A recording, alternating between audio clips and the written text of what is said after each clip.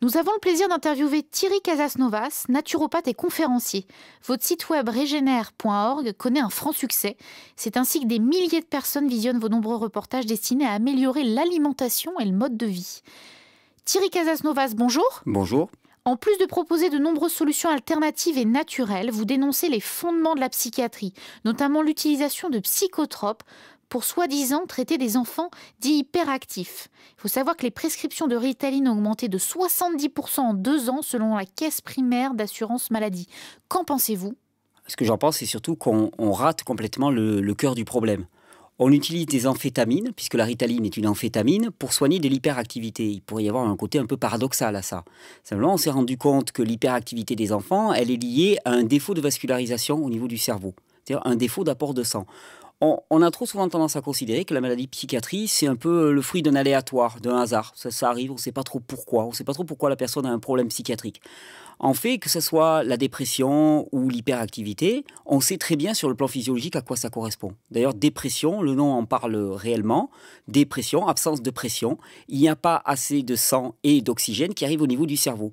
Et un cerveau qui n'est pas alimenté de manière normale en sang et en oxygène, soit il répond par un ralentissement de son fonctionnement, soit s'il y a encore beaucoup d'énergie nerveuse, il répond par une hyperexcitation. Un peu comme quelqu'un qu'on essayerait de bâillonner et qui se défend. Dans les premiers temps, il se défend et puis au bout d'un moment, il est épuisé et il renonce et il laisse tomber. Mais là, c'est exactement pareil. 2 facettes d'un même trouble. C'est pas psychiatrique au sens où ça ne vient pas d'une cause aléatoire. Ça vient simplement d'un défaut d'apport de sang et d'oxygène.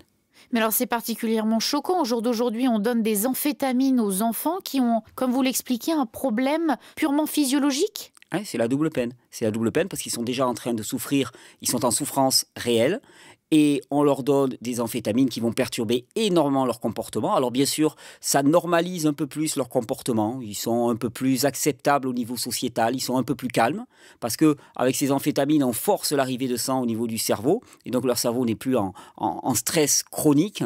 Simplement, ça perturbe complètement leur fonctionnement cognitif. N'importe qui est sous amphétamine ou sous speed est considéré comme un drogué.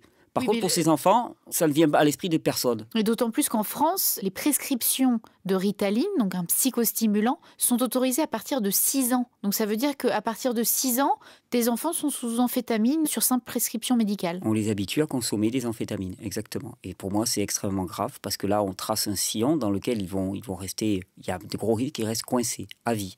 En les habituant à des psychotropes, on en fait des cibles de choix pour tous les psychotropes. Mais alors, à qui profite cette surmédicalisation ? Aux vendeurs de psychotropes, avant tout, évidemment. Et quels conseils donneriez-vous aux auditeurs qui nous écoutent ? De prendre les choses vraiment à la racine, de revenir, comme disait Hippocrate, de revenir à la cause des causes et de toujours chercher la cause des causes. La cause des causes pour ces enfants comme pour les gens dépressifs, c'est un défaut d'apport de sang au niveau du cerveau. Les raisons peuvent être multiples. Pour les adultes, on va parler d'épuisement, épuisement chronique, fatigue chronique, qu'on n'ose pas voir souvent et qui pourtant est vraiment légion actuellement.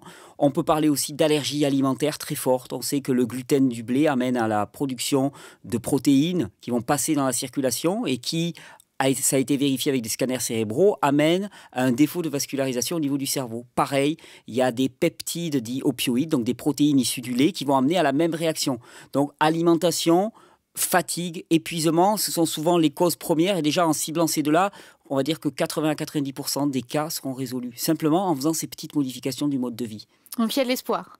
Il y a carrément de l'espoir, oui. Thierry Casasnovas, merci beaucoup. Merci à vous. Pour toute information sur les abus psychiatriques, contactez la Commission des citoyens pour les droits de l'homme au 01 40 01 09 70 ou visitez leur site web www.ccdh.fr.